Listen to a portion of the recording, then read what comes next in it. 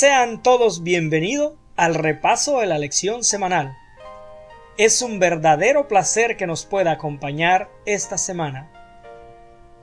Conducido y dirigido por la doctora Esther Rosa y Ernesto de Paz.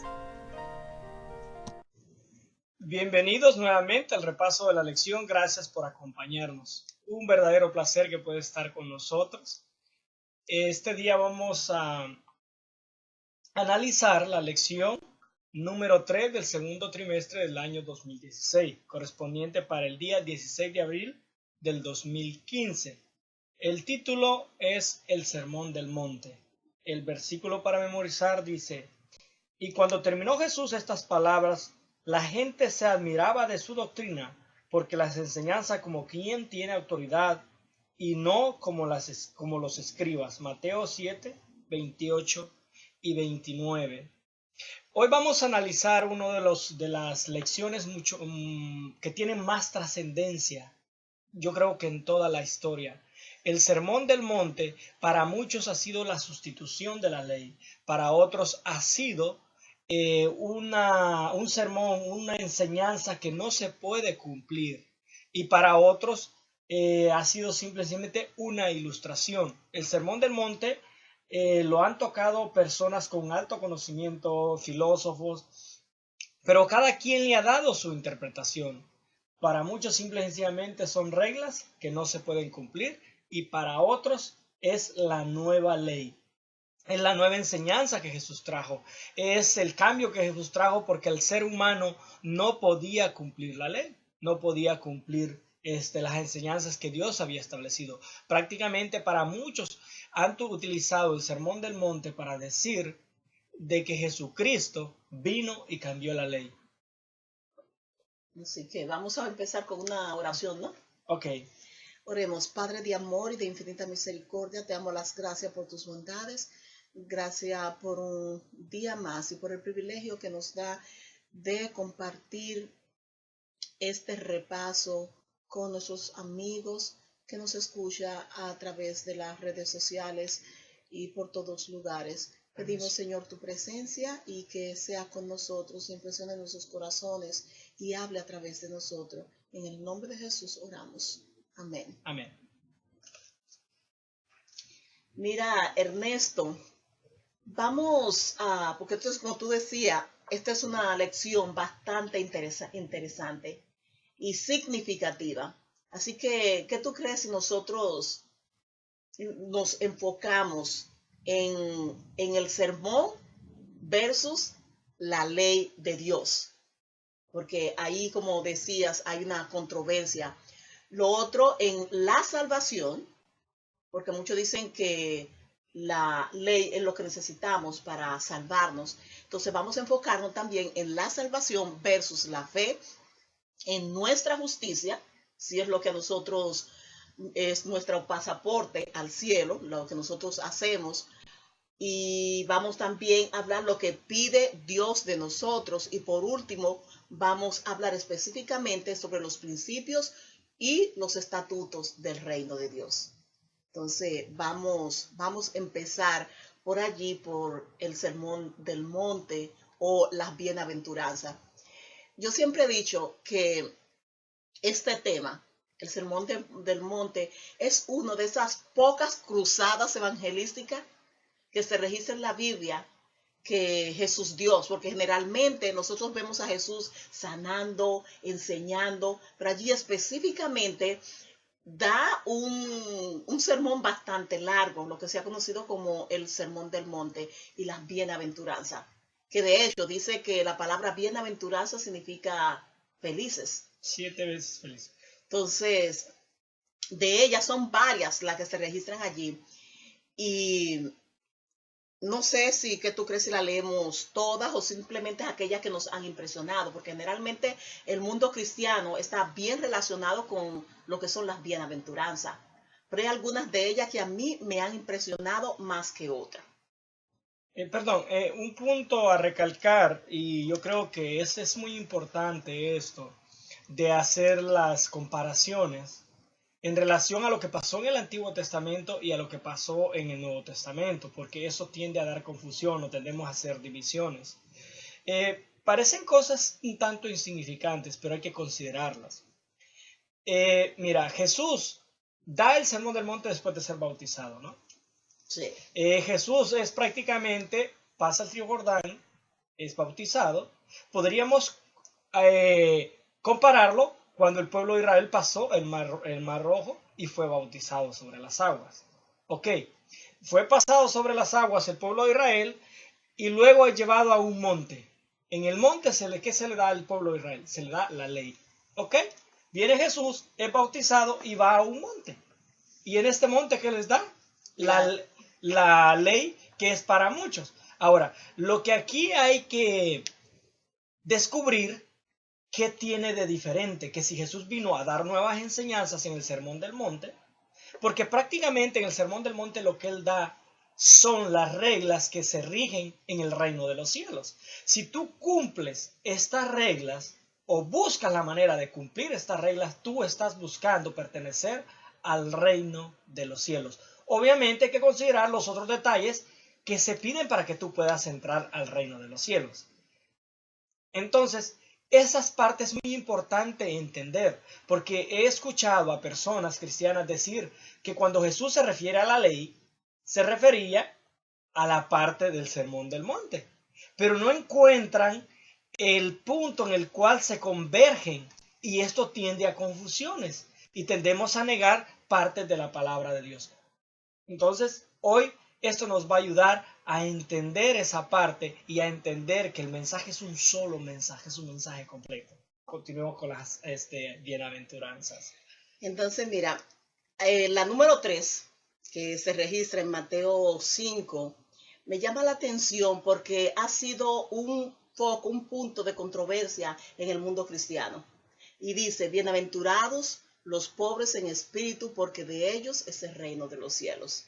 Y ha sido un punto de controversia porque personalmente he escuchado a muchos diciendo que esto se refiere específicamente que la persona que tienen riqueza van a ser muy difícil de que entren al reino de los cielos. Y ellos han comparado este versículo específicamente con el que dice que es difícil, así como un camello, es difícil pasar por el ojo de una aguja, es difícil que los ricos lleguen al reino de los cielos. Entonces, desde el mismo principio, como Jesús habló de esto, que eran bienaventurados los pobres en espíritu, pues ese es el punto de controversia.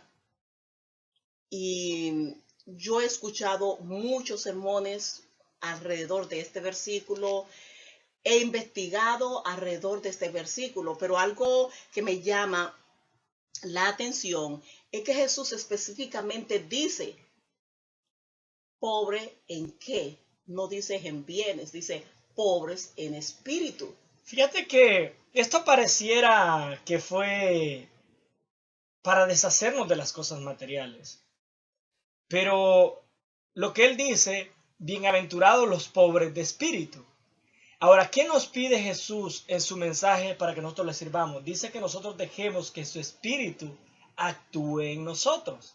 La humildad tiene que ver con el hecho de que nosotros permitamos que otro ser nos gobierne.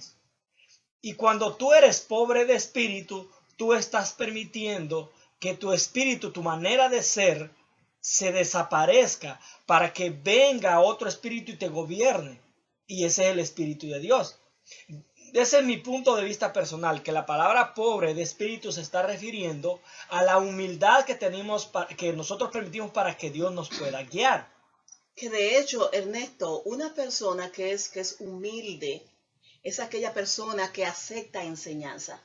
Una persona soberbia, una persona que cree que lo sabe todo. Es muy difícil que otras personas puedan influenciar en ellos, que acepten consejos, inclusive de que aún puedan aprender. Porque si ellos creen que lo saben todo, que son ricos en sabiduría, pues no van a aceptar ninguna enseñanza, ni reprensión, o sea, absolutamente nada. Entonces esa persona se va a creer que es un producto acabado y pues es difícil de que Dios pueda ayudarlo, porque es una persona soberbia. Ok, la otra dice, bienaventurados los que tienen hambre y sed de justicia, porque ellos serán saciados. Imagina, dice hambre, pero ¿de qué tienen hambre? Y tienen sed, pero ¿de qué tienen sed? Tienen hambre y sed de justicia. Quieren devorarse la justicia para cumplir, para hacer justicia hacia los demás. Esos tienen hambre de ser justos, posiblemente no lo sean, pero ellos están buscando la justicia. Y más adelante nosotros vamos a entender este punto cuando habla de otras cosas imposibles para el ser humano. Pero en esto se podría interpretar de aquellas personas que tienen hambre de justicia y quizás de esto podríamos decir que los escribas y fariseos pues tenían razón en su actitud, porque ellos lo que andaban buscando era la justicia. O sea, tú cometías algo malo, pues te caía la ley encima, porque aquí lo dice, Jesús mismo lo dijo, lo dice, que bienaventurados los que tienen hambre y sed de justicia. Ahora, hay que entender un punto muy importante. Dios dice que conoce el corazón, Él conoce las intenciones.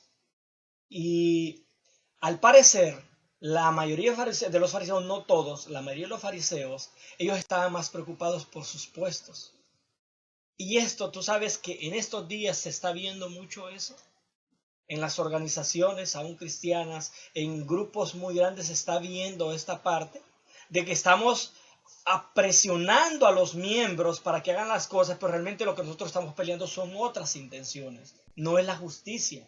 Nos utilizamos la justicia como muleta para presionar a los demás. Realmente nosotros no estamos buscando justicia, y eso es lo que Dios estaba recalcando. Sin embargo, es un tanto complicado ver a través de las intenciones de los demás, porque nos basamos en unas palabras para conseguir nuestros objetivos, y eso es lo que Dios no quiere.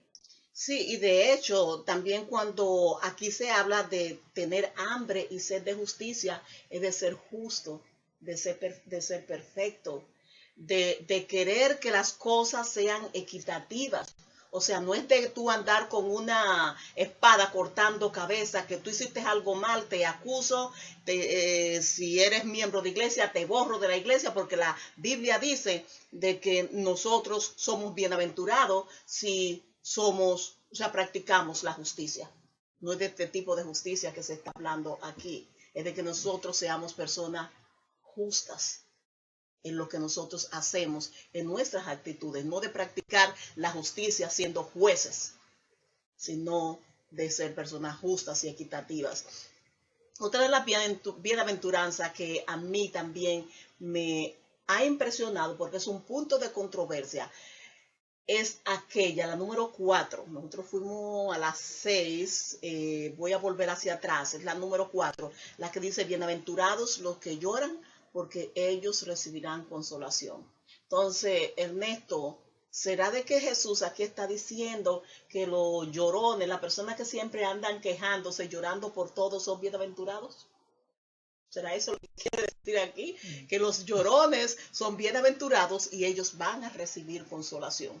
Aquellos que se andan quejando por todo. Yo creo que en este punto tenemos que ir al contexto, ¿no?, de lo que él está enfatizando. Recordemos que él está hablando del reino de los cielos. Él está hablando de las reglas, de las preocupaciones de los demás. Ahora, voy a agregar uno más para que nos ayude a entender esto. Vamos a ver al versículo 10 que dice, bienaventurados los que padecen persecución. Nos vamos a quedar ahí. Bienaventurados los que padecen persecución. Y vamos a tomar y vamos a enlazar los dos. Si nosotros solo tomamos esta parte de los que padecen persecución, vamos a pensar que una persona cometió un delito y lo empiezan a perseguir.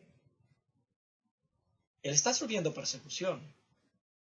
Y bienaventurado aquel que llora, ¿no? Está llorando por un coraje, porque no se le cumplió. Porque hay muchas personas que lloran y lloran por impotencia de que de su orgullo. Hay otros lloran por impotencia de injusticia, que es totalmente diferente. Tú puedes ver a dos personas llorando y las razones pueden ser totalmente diferentes. Vamos a ir al contexto y nos vamos a quedar cortos, no vamos a decir específicamente completo lo que dice, por qué razón están llorando y por qué razón están recibiendo persecución. Entonces, bajo ese punto, pues no importa lo que tú hayas hecho, si te están persiguiendo, tú eres bienaventurado porque vas a llegar al reino de los cielos. Sin embargo, nos vamos a la parte final, dice, la persecución por causa de qué? De mi nombre. Por causa de mi nombre. Y otra cosa importante, Ernesto, es de que yo he visto muchas personas que sufren y padecen y lloran cuando ven tanta injusticia en el mundo, como tú dices, o sea, se ven impotentes frente al sufrimiento humano y ellos no pueden hacer nada. Ellos lloran porque ven personas muriéndose de una enfermedad, pasando hambre, y por eso yo creo que Jesús dice aquí, son bienaventurados esas personas, porque están padeciendo, como tú dices. Por causa de mi nombre, ellos van a ser consolados, porque un día la consolación va a venir a ellos cuando el hambre se acabe, cuando la maldad, la persecución se acabe, cuando se acabe la enfermedad. Entonces, ellos van a recibir consolación.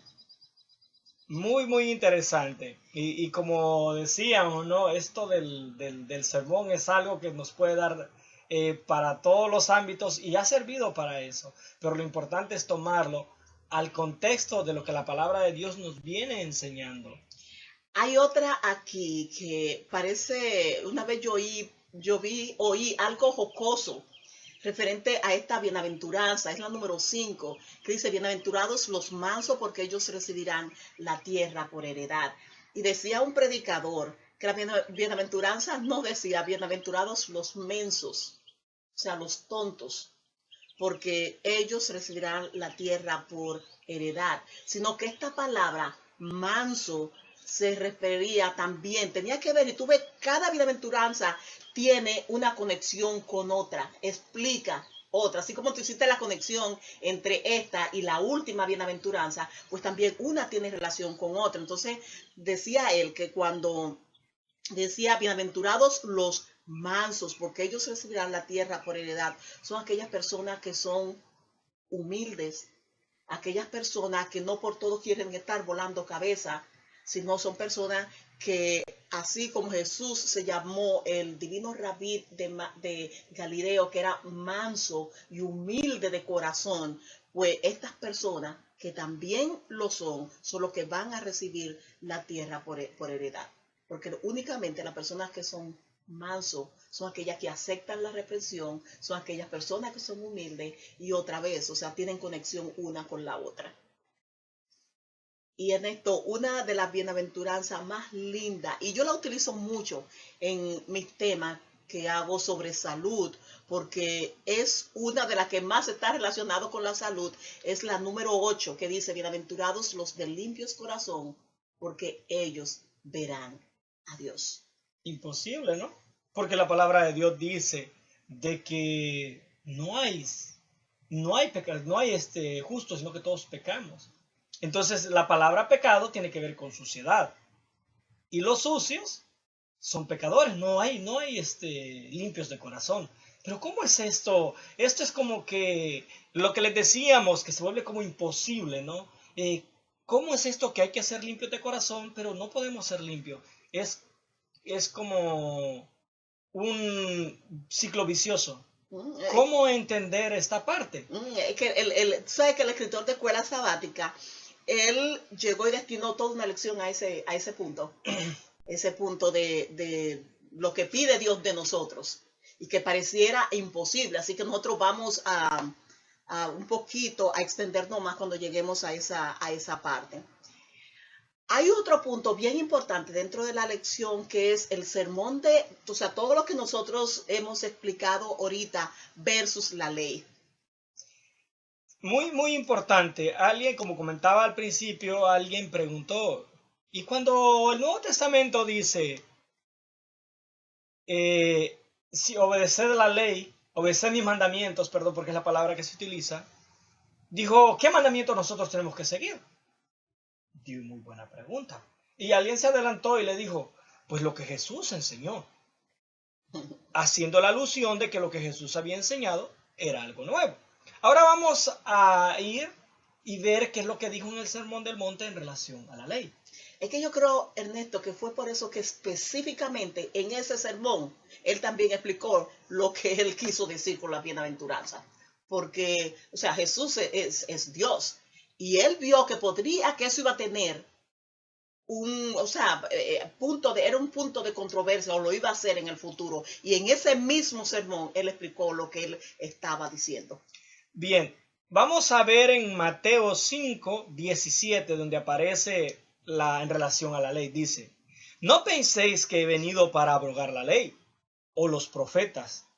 Con esto está confirmando que él no ha venido a votar el Antiguo Testamento, al que le llamamos mal el Antiguo Testamento. Él con esto confirma y dice, yo no he venido a cambiar nada de lo del Antiguo Testamento. Ok.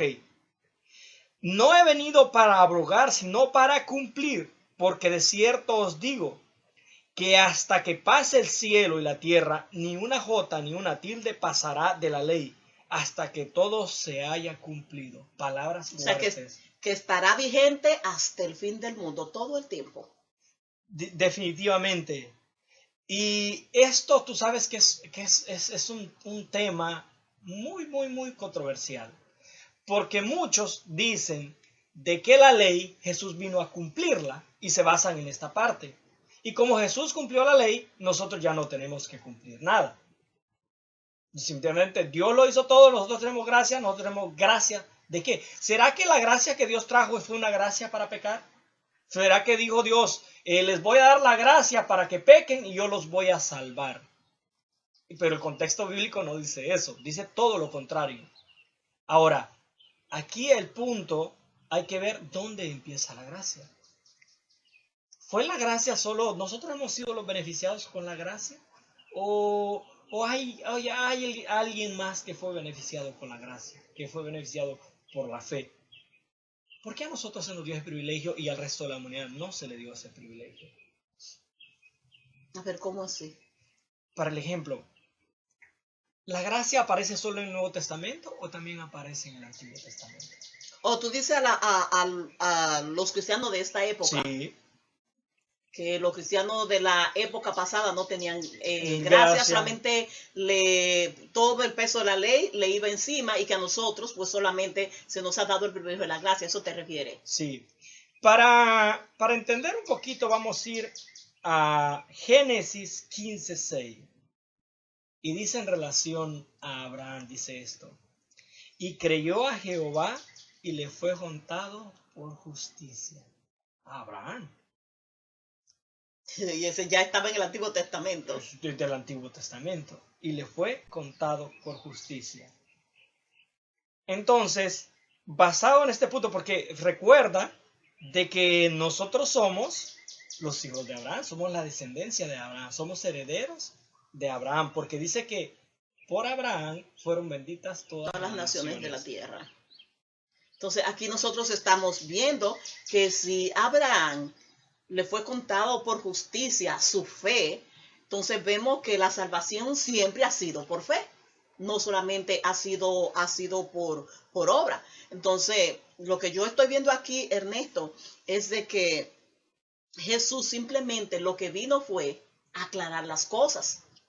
Buen punto. Porque fíjate que en el mismo Sermón del Monte, allí, él comienza a esclarecer. Él dice, y estoy leyendo en el versículo 21, oye, ustedes oyeron que le fue dicho a los antiguos, no matarás, y cualquiera que matare será culpable del juicio. Pero yo os digo que cualquiera que se enoje contra su hermano será culpable del juicio. Entonces prácticamente él está aclarando que a qué se refiere eso. O sea que hay muchas formas de nosotros matar a otro. Matarnos simplemente, o sea, con un cuchillo quitándole la vida. Tú puedes quitarle la reputación a alguien de hecho. Tú le quitas la reputación a un compañero de trabajo. Le estás quitando el alimento a esa familia, porque puede perder su trabajo y la persona puede hasta morirse de hambre. Entonces, pues, o sea, enfermarse. Porque no va a tener acceso a dinero para ir al médico. Entonces, Si, por ejemplo, este señor, vamos a suponer que alguien de la familia está enfermo y depende de ese trabajo para comprar la medicina, pues tú estás matando. Yo creo que esta es una de las razones por las cuales Jesús allí esclarece lo que significa la ley y la amplifica. Y fíjate que algo muy importante,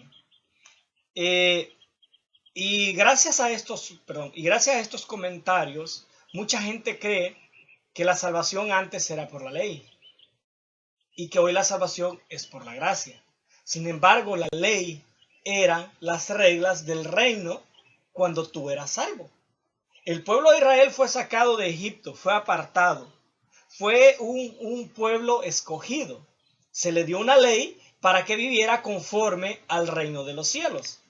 Sin embargo, ellos fueron sintiéndose merecedores de la salvación por obras. Sin embargo, ese es el problema que ellos tenían, que creían que por hacer las obras iban a ser salvos. Y no.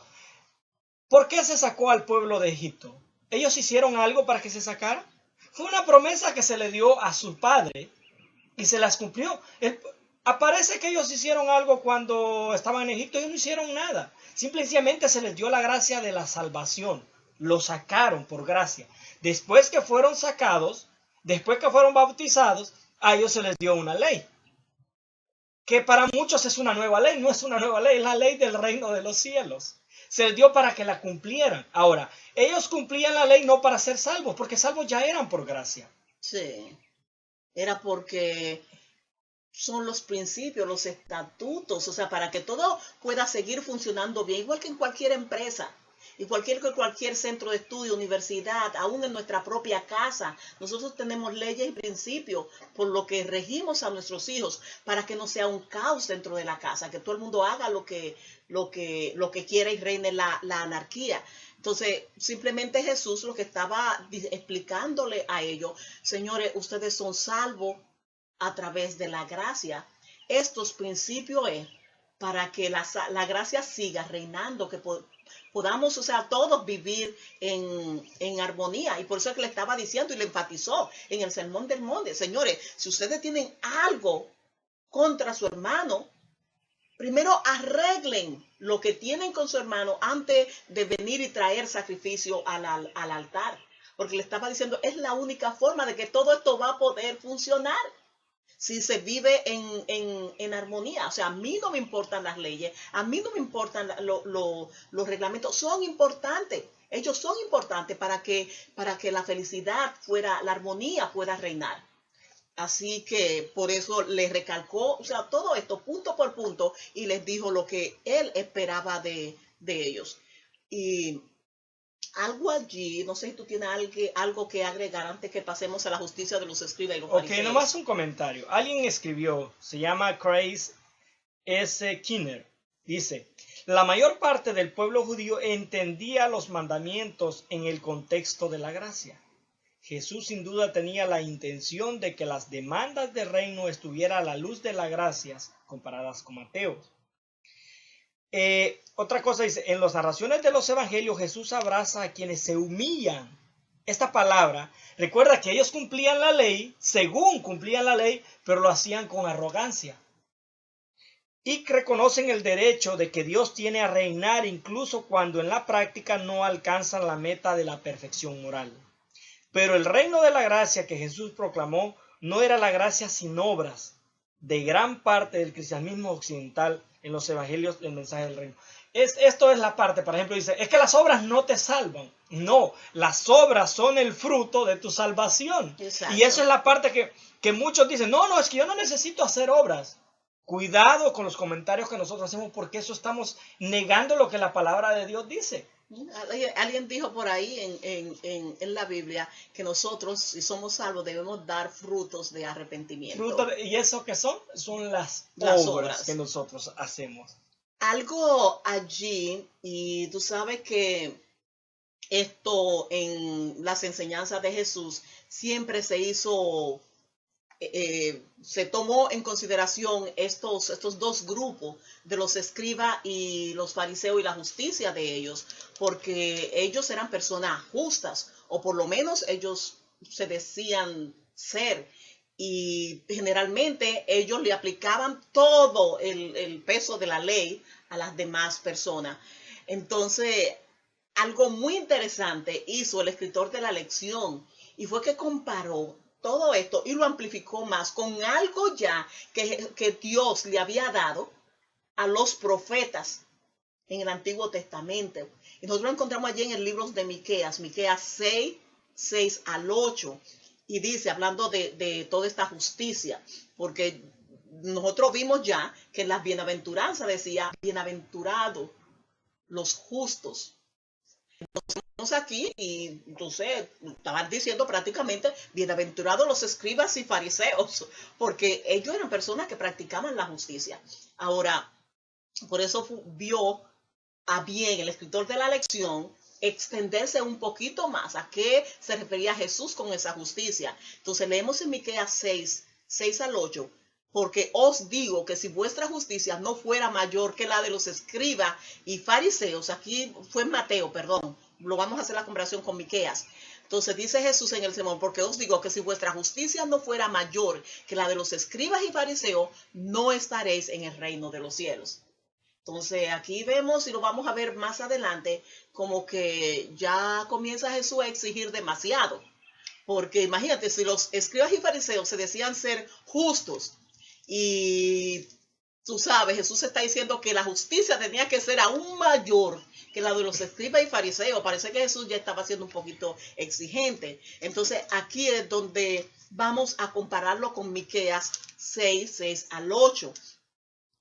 Para ver específicamente qué es lo que pide Jesús de nosotros, qué es lo que Jesús estaba diciendo. Entonces allí en Miqueas dice lo que pide Jehová de nosotros. Entonces comienza a hacer una serie de preguntas. Dice, ¿con qué me presentaré ante Jehová y adoraré al Dios Altísimo? ¿Me presentaré ante Él con holocausto? ¿Con becerros de un año? Porque recuerda que todo eso es lo que se hacía. Lo que se hacía y lo que le decía que debían, o sea, era requerido. Entonces está haciendo este tipo de preguntas. ¿Se agradará Jehová de millares de carneros y de 10,000 arroyos de aceite? ¿Daré mi primogénito por mi rebelión, el fruto de mis entrañas por el pecado de mi alma? Entonces allí en el 8 es donde hace la explicación. Oh hombre, Él te ha declarado lo que es bueno. ¿Y qué pide Jehová de ti? Solamente hacer justicia y amar misericordia y humillarte ante tu Dios. Cosas que carecían los escribas y fariseos y lamentablemente muchos hermanos del mundo cristiano.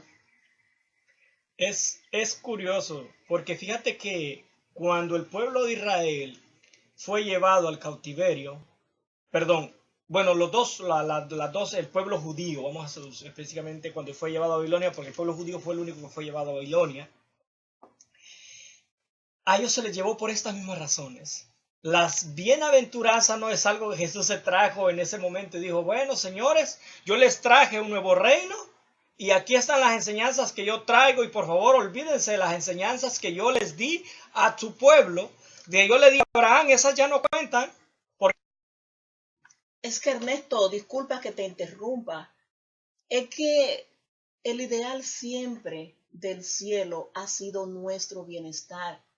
Y cada principio, cada ley, cada estatuto que Dios ha dicho a través de los profetas o a través de sí mismo cuando vino Jesús, es por nuestro bienestar. Es como dijimos al principio, estos principios son los principios del reino de Dios. Y parece ser que cuando Jesús de repente dice, sé pues vosotros perfectos, como vuestro Padre que estás en los cielos es perfecto, es como si estuviera pidiendo demasiado. Y ese era el problema desde la antigüedad, y recuérdate desde el cielo mismo, que Satanás decía que no era posible cumplir las leyes de Dios.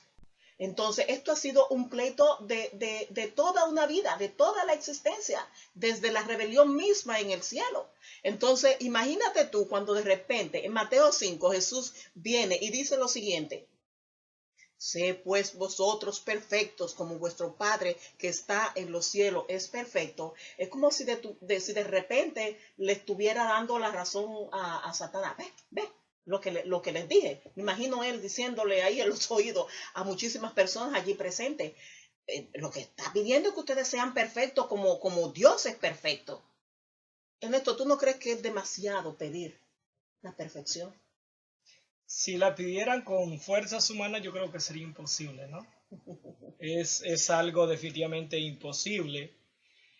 Sin embargo, yo resumo todo este contexto en relación al mensaje que hay en la Biblia, es que lo que en la Biblia se enfatiza es la salvación del ser humano y de la manera que él puede llegar a ser salvo, de la manera que él tiene que vivir una vez ya él es salvo. Y Jesús lo que vino a hacer fue a profundizar un poquito, porque recuerda algo en el hecho de que habían pasado 450 años, si no me equivoco, que ellos no tenían profetas.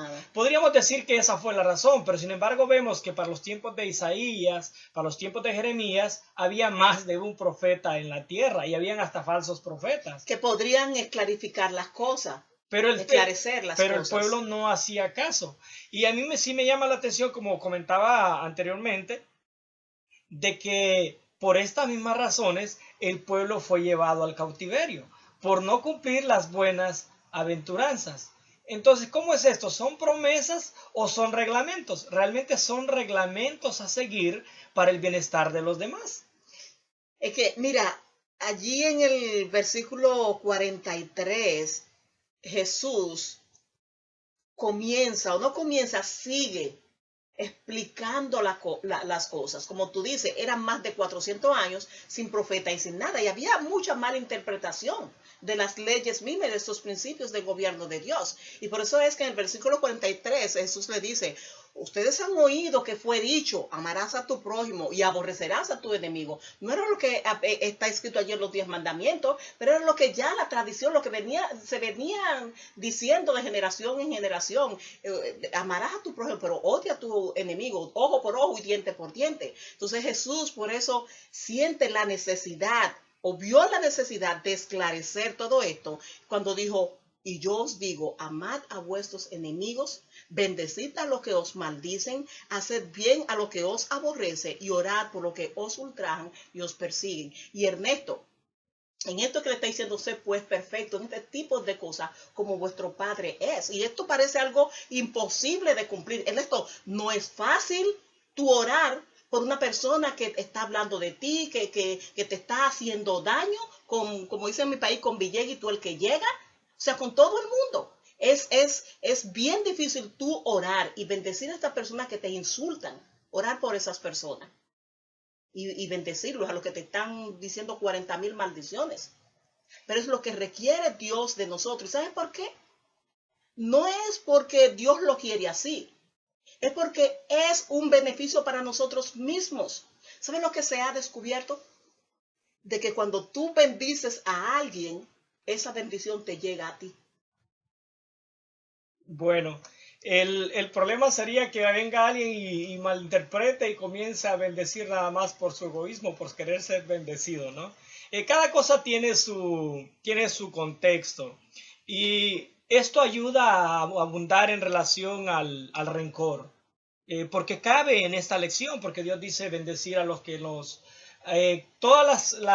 daños que nosotros recibimos en nuestro cuerpo se manifiestan en rencor.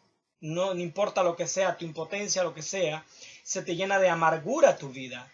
Sin embargo, aquí viene lo del perdón, ¿no? Pero ¿qué beneficio yo tengo con el perdón? Si realmente cuando yo perdono a alguien, yo estoy beneficiando a la otra persona. Esa es la idea generalizada que nosotros tenemos. Pero la misma ciencia ha descubierto de que cuando una persona se queda con esos resentimientos, se empieza a dañar. Y la palabra de Dios no se equivocó.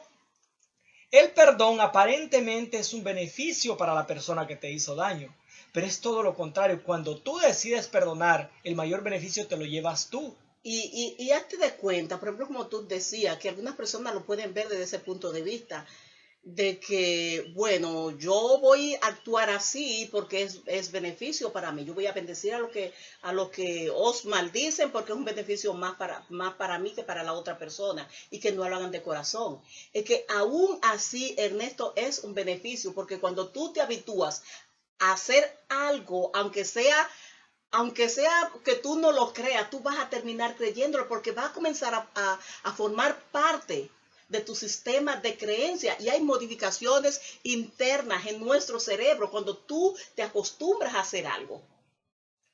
O sea, desde cualquier punto de vista que nosotros lo veamos, es un beneficio. Y esto es lo que Jesús estaba viendo o no estaba viendo, él lo sabía porque él es nuestro creador y por eso era que le estaba diciendo, en esto es que consiste el reino de los cielos, en esto es que le estoy diciendo que tienen que ser perfectos. Cuando ustedes bendicen, cuando ustedes oran por lo que os ultrajan y persiguen, no solamente están trayendo beneficios a ustedes mismos, sino que a todo su alrededor. Y fíjate que en el Padre Nuestro, la oración modelo que Jesús presentó, Él habla y dice, perdona nuestros pecados como nosotros perdonamos a quienes nos ofenden. Así es que prácticamente estamos diciendo, de la manera que nosotros perdonamos, así se nos van a ser perdonadas nuestras culpas. Porque ese es el principio del reino. Porque imagina alguien te hizo un daño y tú decides no perdonarlo. Tú decides hacerle daño a esa persona no perdonándolo. Tú te llenas de rencor y te llenas de amargura y tu mundo gira alrededor de esa situación. Vas a evitar tener contacto con esta persona. Vas a evitar hacer cosas que estén relacionadas con esta persona.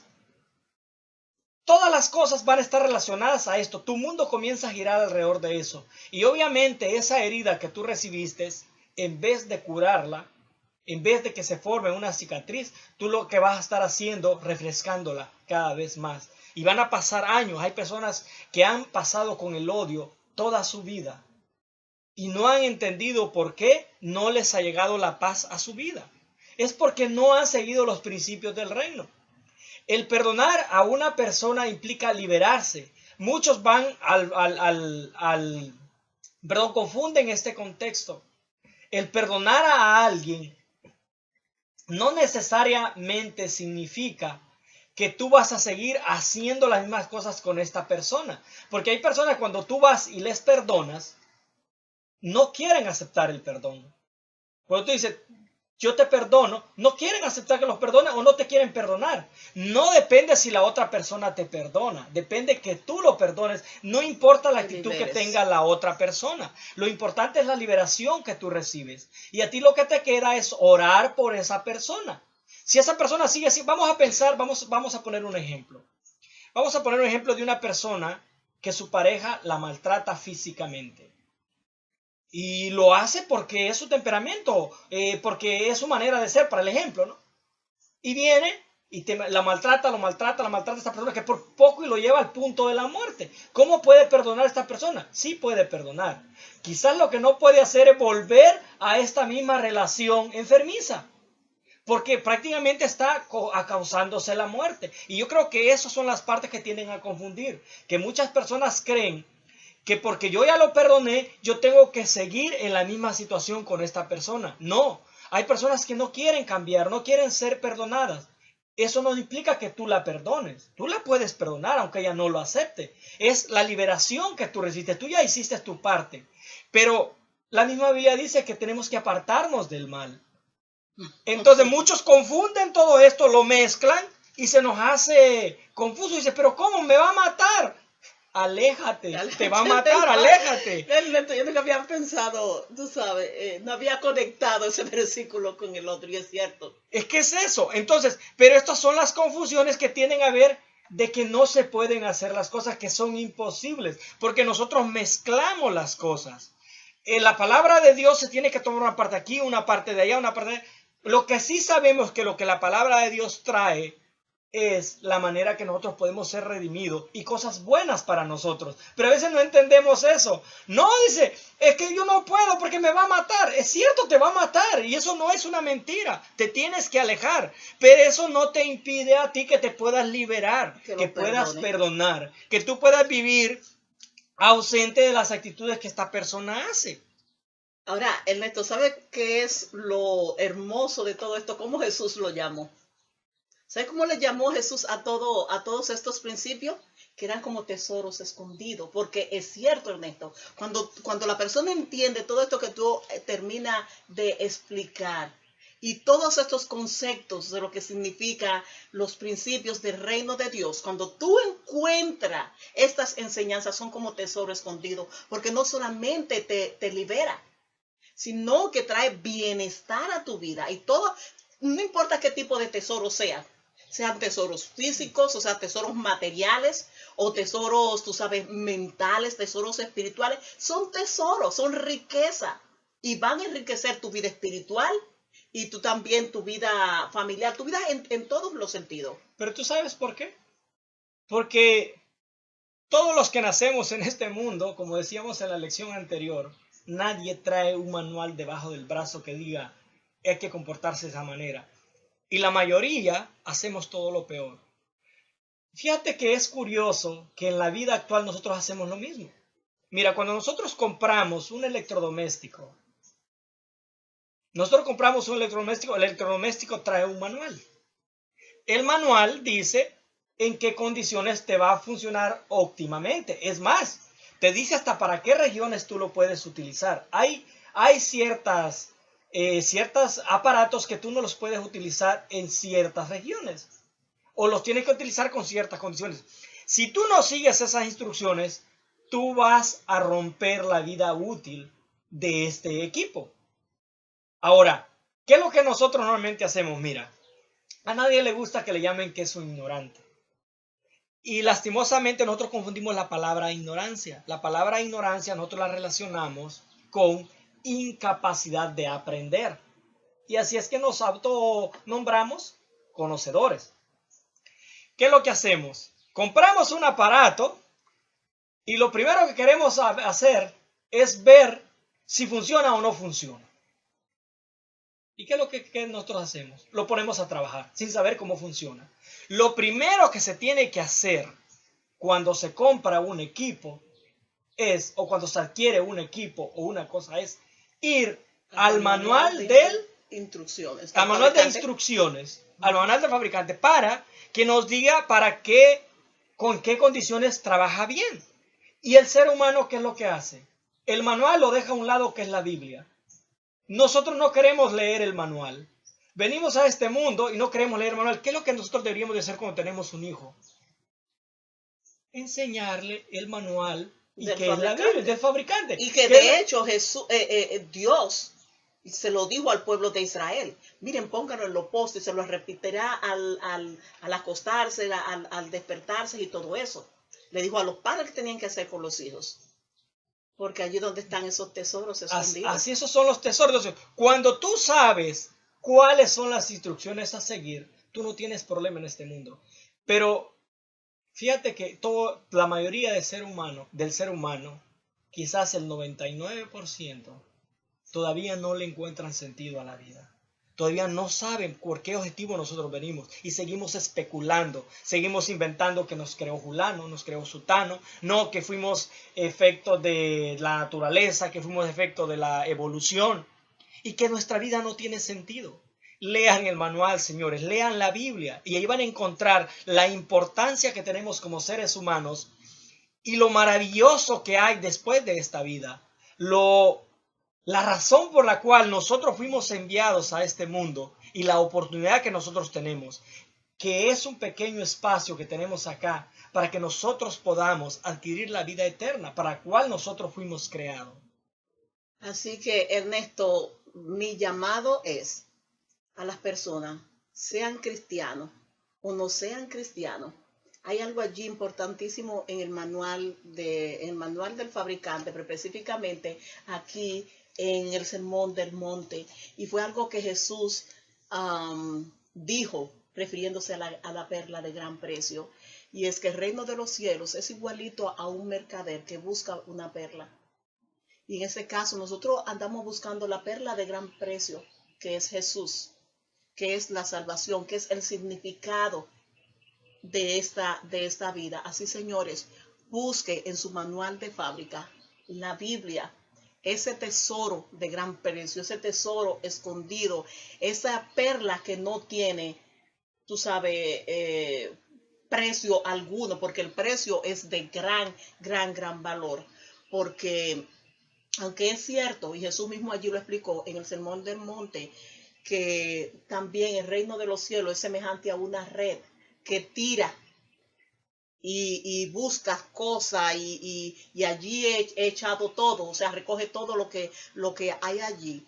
Finalmente, lo que es de valor es lo que va a permanecer. Y quizás para muchos dirán, yo no estoy buscando nada, a mí no me importa, a mí me da igual lo que pase. Busca en tu interior y te darás cuenta que hay algo que no hace sentido en tu vida. Hay un vacío que tú no le encuentras por qué razón tú fuiste enviado a este mundo aparentemente, un mundo de maldad, un mundo de injusticia, un mundo en el cual no tiene sentido. Una naturaleza que se equivocó, que nomás te trajo para que tú sufrieras. No fue eso. Es ese tesoro el que tú necesitas encontrar, ese sentido de la vida, esa importancia que nosotros tenemos en este mundo y la importancia que tienen los demás. Así que por esa razón fuimos. Así que eso es lo que te falta a tu vida para que tu vida tenga sentido y puedas vivirla en plenitud. Así que te animamos de que cada semana te unas a nosotros en este repaso de lecciones de la Biblia.